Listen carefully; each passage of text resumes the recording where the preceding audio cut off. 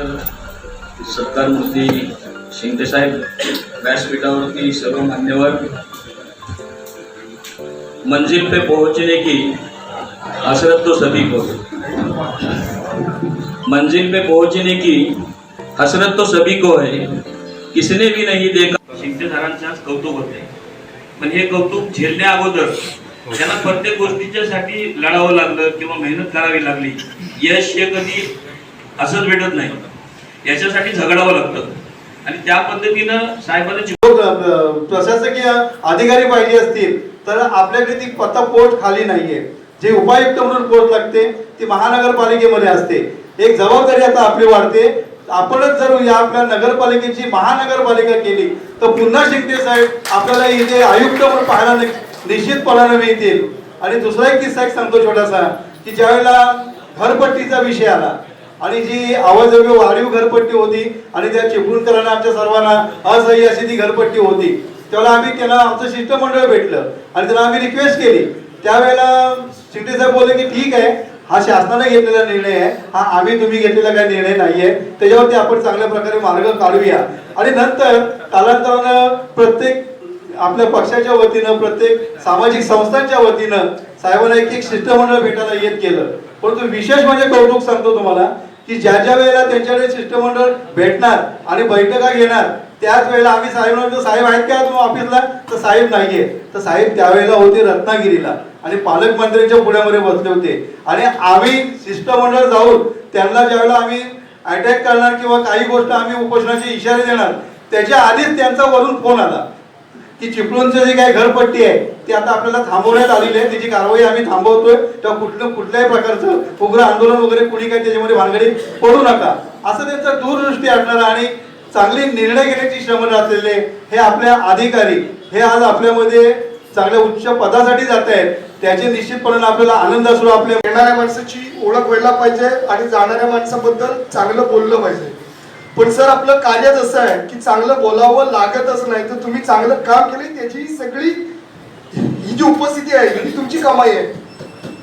की 1995 पासून पत्रकारितेपासून अगदी या 2021 पर्यंत नगरसेवक असेपर्यंत वेगवेगळ्या प्रकारचे सीओ आम्ही पाहिले. काही सीओ विरुद्ध आम्ही आंदोलन केली किंवा काही सीओ गेले तर गेले, राहिले तर राहिले, असे विषय झाला. बरेचसे सीओ कुणाच्या लक्षातही नाही, पण प्रसाद शिंदे नाव हे सगळ्यांच्या लक्षात राहील. कारण कर्तृत्व पुढे परिस्थिती नेहमी नतमस्तक असते. तुमचं चांगलं कर्तृत्व असेल तरी तुम्हाला प्रसिद्धी मिळते, तुमचं वाईट कर्तृत्व असेल तरी तुम्हाला प्रसिद्धी मिळते. पण सर तुमचं चांगलं कर्तृत्व होतं म्हणून ही सगळी परिस्थिती इथपर्यंत आलेली आहे. जेव्हा आम्ही तुमच्याबद्दल 4 गोष्ट चांगल्या बोलतो तेव्हा सर तुमच्याकडून आम्हाला काही अपेक्षा पण होत्या, पण ते आता तुमच्या लवकर हा जो 3 वर्षाचा जो कार्यकाळ आहे तो संपल्यामुळे आमच्या काही अपेक्षा आहेत त्या पेंडिंग राहिल्या. तर पण ठीक आहे, काय अडचण नाही. जो म्हणजे जे येणारे सो आहेत त्यांच्याकडनं त्या ज्या आमच्या काही इच्छा आकांक्षा आहेत त्या आम्ही पूर्ण करून घेण्याचा नक्की प्रयत्न करू. आपण जे काम केलं ते खरोखर चांगलं केलं. चिपळूण नगरपालिकेत जे काही अनंत ठराव झालेले होते गेली 2 वर्ष पाठच्या बॉडीने जे ठराव केले होते त्याचं इम्प्लिमेंटेशनच काम तुम्ही केलं. त्याच्यासाठी वेगळ्या कुठचे नवीन कामं तयार करत तुम्ही गेलेत नाही आणि जे बॉडीने पाठीमागे तयार करून ठेवलं होतं तेच पूर्णत्वात न्यायचं काम आपण केलं. इंदिरा गांधी सांस्कृतिक केंद्राचा विषय असेल, तुम्हाला ही 6 महिने अगोदरच दुसरीकडे बदली झाल्यामुळे नाही तर भाजी मंडई मटण मार्केटचा विषय तुम्ही सोडवत आणला होता. त्याच्यासाठीची तुमची आखणी जोरात सुरू होती याची मला कल्पना आहे. साहेबांनी एक प्रत्येकाची जे काही 5 महिने बॉडी बरोबर त्यांनी काम केलं त्या 5 महिन्यात त्यांनी चांगल्या पद्धतीचं एक नातं तयार केलं होतं. तर आमची मुदत संपल्यानंतर 1 महिन्याभर कुणी साधारण नगरपालिकेत येत नव्हतो. तर एक दिवस साहेबांचा फोन आला, विजय शेठ आज कुठे आहे? नाही म्हटलं इथे नाही आलेच नाही, आज जर संध्याकाळी येऊन जा. संध्याकाळी 6 नंतर आलो. पण त्यांनी त्यांच्या डोक्यात जे काही इंदिरा गांधीच्या संदर्भातल्या कल्पना होत्या, पाठीमागचे झालेले ठराव, लागोपाठ काय काय करायची कामं, हा माणूस आमच्यासारख्या माजी नगरसेवकाला एकेकाला बोलवून घेऊन व्यवस्थित विश्वासात घेत होते आणि त्या पद्धतीने त्यांनी त्यांचं काम चालू केलं. कुठल्याही पक्षाचं काम माझ्या पक्षाचं समजून, माझं काम समजून जसं करतात, जसं बाबू तांबे काम करतात, जसं सुचेअण्णा करतात, सुमती जांभेकर करतात, तसंच काम प्रसाद शिंगटेनी केलेलं. मला एवढंच एक मुद्दा फक्त सांगायचा आहे. काही वर्षापूर्वी पालकमंत्री वायकर साहेब असताना अभिरुची हॉटेलला एक मीटिंग झाली होती आणि त्यांनी साधारणपणे सगळ्या नागरिकांना बोलून विचारलं होतं की साधारणपणे तुमच्या समस्या काय काय आहेत. मला बोलायला संधी मिळाली. मी एका मिनिटात माझी जाहिरात करून टाकली. मी त्यांना सांगितलं माझी कर्जा क्रिएशन नावाची एक छोटीशी संस्था आहे, माझ्याकडे नगरसेवक कसा असावा त्याचा फॉर्मॅट तयार आहे. आमचे प्रश्न पण तेच आहेत. भाजी मंडई आहे, सांस्कृतिक केंद्र आहे, बाजारपूल आहे, पिण्याचा पाण्याचा प्रश्न आहे, गटारा बिटारा, आमचे सगळे प्रश्न तेच आहेत. पण आज धन्यवाद द्यावेसे वाटतात कारण प्रसाद शिंगटे यांनी मुख्य 3 प्रश्न तडीस नेलेले आहेत. सातत्य नगरपालिकेत दिसले पण आज तुमच्या समारंभाला त्यांची उपस्थिती आहे. खरोखर साहेब या पोटे हा छोटा बालक बोलला तुमच्याबद्दल, म्हणजे किती तुमचं हे नेतृत्व हे भावलंय, म्हणजे लहान मुलांच्या हृदयाला सुद्धा ते भावलंय, इतकं तुमचं कर्तृत्व आहे. आणि आमच्या मीनाताई म्हणाल्या की प्राजक्ता वहिनीचा फोन आला आणि खरंच एक यशस्वी पुरुषाच्या पाठीमागे स्त्री असते. तिने तुम्हाला जो आधार दिला, जो कॉन्फिडन्स दिला, ती भीती तुमची घालवली. खरं तर मीनाताईंनी सांगितलं चिपळूण शहराबद्दल की घाबरू नकोस, पाठव तुझ्या नवऱ्याला भेटलास. म्हणूनच शेवटी टेम्पो, कारण मीच मगाची श्री भावना म्हणत होतो कार्यक्रमाला टेम्पो उतरता का मला, पण जीव राही नाही म्हणून उठून आलं. माझी सर्व सहकार्यांना विनंती आहे, विशेष करून माणूस कुठल्या पदावर आहे, तो किती वर्ष काम केलं, त्याचा आदर्श जर डोळ्यासमोर ठेवायचा असेल तर माझ्या इथल्या सर्व कर्मचाऱ्यांना विनंती आहे की तुम्ही ते इथले स्थानिक आहात. तुम्ही जर या चिपळूण शहराचा विकास करायचं ठरवलं आणि तुम्हाला तसं शिंदे सरांनी तुमच्याकडून काम करून घेतलं, त्यांनी तुमच्याशी प्रेमाने वागले, हे आम्ही सगळं डोळ्यानं बघितलंय. कारण एक गोष्ट नक्की, कधी कुठलाही मुख्य आतापर्यंत माझ्या 40 वर्षाच्या आयुष्यात जे मुख्याधिकारी आले होते त्यांचा नेहमी कायम माणूस बदलत असायचा, पण तुमच्या टीम मधला तुमच्यावर फिरणारा माणूस कायम तोच बरोबर असायचा. हे तुमचं सुद्धा वाकण्यासारखं आहे. आणि म्हणून असा कुठच्या अधिकाऱ्याला योग येतो त्यावेळी सर्वात समाधान आपल्यासारख्या सर्वसामान्य जनतेचं. कारण आपण नव्या अधिकाऱ्याचा सत्कार म्हणा, ओळख म्हणा करण्यासाठी अनेक जण वेगवेगळ्या पद्धतीने तिथे येत असतात, परंतु एखाद्या अधिकाऱ्याची बदली झाल्यानंतर त्याच्या कार्यक्रमाला उत्स्फूर्तपणे, आता ही एवढी गर्दी जर आम्हाला राजकीय पक्षाला जर गोळा करायची असेल तर गाड्या पाठव, फोन कर, जेवणाची व्यवस्था कर, नाश्त्याची व्यवस्था कर, किशोरी ये, उदय ये, 10 वेळा आम्हाला सांगावं लागतं, तेव्हा कुठं माणसं थोडीशी जमतात. परंतु हा एक खूप चांगला योगायोग आहे. मलाही वाटलं होतं 4चा कार्यक्रम आहे, 4:30ला संपला असेल, आपले साहेबांना भेटावं, शाल गुच्छ द्यायचा आणि निघायचं. पण इथं आल्यानंतर आपल्या सगळ्यांना बघितल्यानंतर आणि एकेकाच्या भावना ऐकल्यानंतर तिथून जाऊसही वाटलं. अनेकाने शिंदे साहेबांबद्दल खूप चांगल्या पद्धतीचे विचार काढले. छोट्या मुलाच्या भावना खूप महत्वाच्या आहेत, कारण तुम्ही आम्ही थोडासा कुठेतरी स्वार्थ ठेवून मनात असू शकतो, पण त्याच्या मनात काही नाही, प्लेनली तो त्याच्या भावना व्यक्त केल्या. शिंदे साहेबांनी अनेक विकासात्मक कामं करत असताना सगळ्यांना विश्वासात घेणं हा त्यांचा खरंच महत्वाचा आहे. समजा नारायण तलावावर काम आहे तर त्या संबंधी असलेले जे पहिल्यांदा तक्रार करणारे आणि असे असतील जे त्या सगळ्यांना पहिले तिथं त्यांनी बोलवून घे, म्हणजे पुढच्या वेळी कामाला कुठेही अडचण येणार नाही ही दक्षता त्यांच्याकडे घेतली जायची. आणि मग ज्या कोणी काम सांगू कुठच्याही माणसाचा फोन आला तर एक त्यांच्याकडे पॉझिटिव्हनेस होता की काम मी करीत, काम कसं आहे बघून निश्चितपणे करण्याचा शब्द त्यांच्याकडून यायचा. होणार नसेल तर लगेच न सांगता थोडं हळूहळू कशा पद्धतीने अडचणी आहेत त्याही त्या माणसाला सांगायच्या. त्यामुळे त्यांचा स्वभाव खूप चांगला होता, कामाच्या बाबतीत त्यांचा उरकही चांगला होता. आणि सगळ्यात महत्त्वाचं म्हणजे अधिकाऱ्यांना जो इगो असतो, कारण इगो बरीचशी कामं असतात की कोणीतरी सांगितलं, लोकांनी खालच्या माणसाने एखाद्या सांगितलं तर तो समजून घेत नसतो, तो म्हणतात आज सांगणार कोण, याला काय माझ्यापेक्षा जास्त अक्कल आहे की आहे, असा आविर्भाव बऱ्याचशा अधिकाऱ्यांमध्ये असतो. आणि त्यामुळे देखील बऱ्याच वेळा कामं होत नाही, याचा अनुभव तुम्ही वेगवेगळ्या क्षेत्रात घेत आले. पण शिंदे साहेब हे गोष्टी समजून घ्यायच्या. एखाद्याने सांगितलं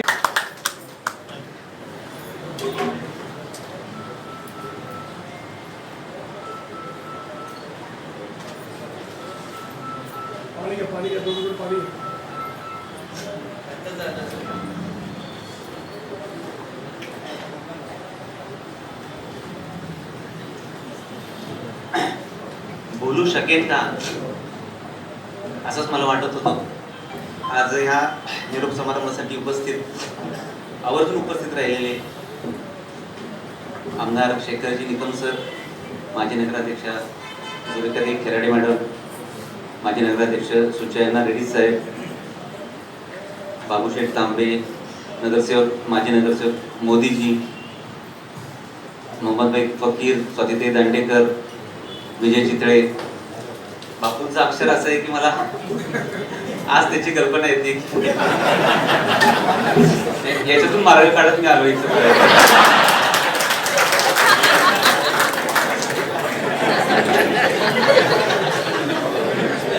सन्माननीय व्यासपीठ,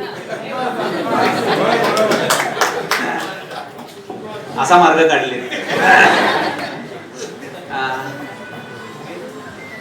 खरंच खूप कौतुक झालं माझं आज. डोळेही भरून आले आणि ऊरही भरून आला. आणि फार खूप बोललोय मी कदाचित.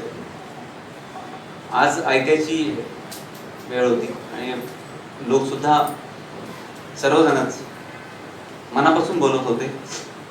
आणि सर जसं म्हणाले की एखादा अधिकारी जाताना बोलतायत त्याच्याकडनं कोणतीही अपेक्षा नसताना ते खूप यश म्हणण्यापेक्षा आज माणूस म्हणून मी मोठा झालोय. आणि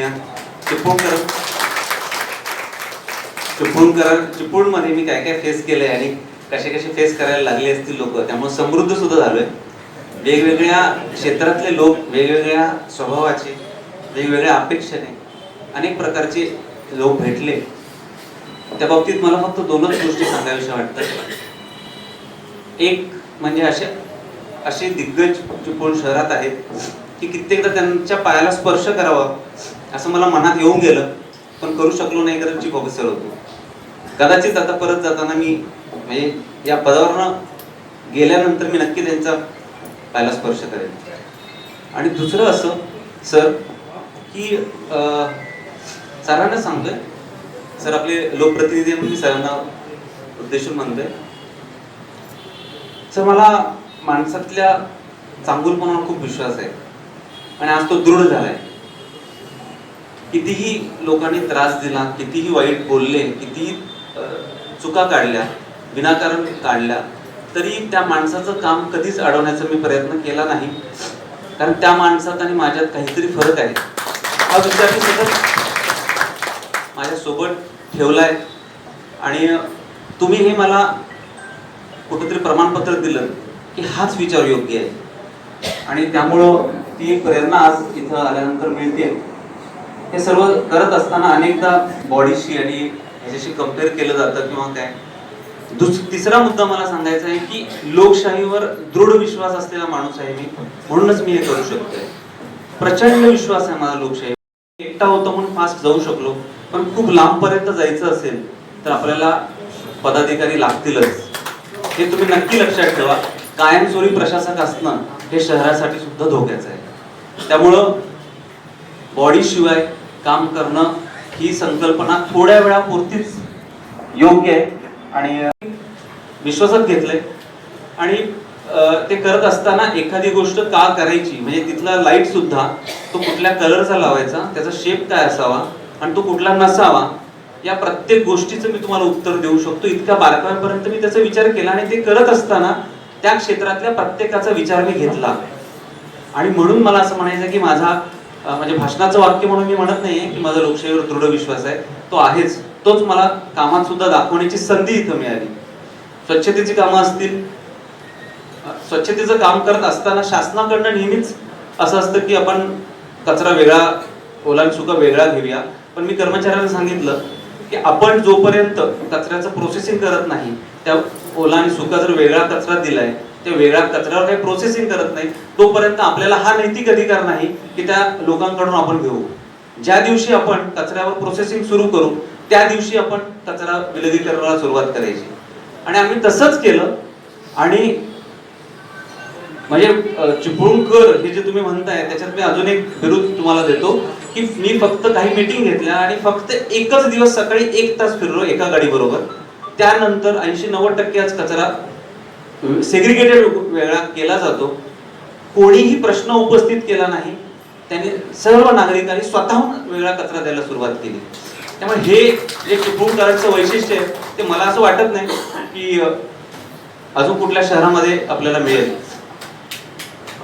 फार बोलायचं नाही आहे मला, पण म्हणजे चिपळूणकर आणि चिपळूण बद्दलची नाळ किंवा इतकी जोडली गेली आहे की माझ्याही मनात गेल्या आठवड्यावर हा विचार येऊन गेला की आयुष्यात परत जर राहायचं असेल तर कुठे राहायची इच्छा असेल तर ती चिपळूण असेल. कारण ह्या कामाच्या राहटगाड्यात इतके अडकून गेलो की जे आमचं गाव असेल किंवा बाकीचे घरचे यांच्याशी तेवढा संपर्क राहिला नाही. माझ्याकडे 4 जीव खूप होते त्याच्यातही दुसरं. आणि माझ्या पत्नीबद्दल सांगितलं कोक मॅडमने, मग तिचाही मला उल्लेख करावासा वाटतो. खरंच मी कुटुंब समजतोय म्हणून करतोय. ते खरंच तिने पण तिची बाजू जर व्यवस्थित सांभाळली नसती तर हे होऊ शकलं नसतं. एक आणि असं म्हणतात की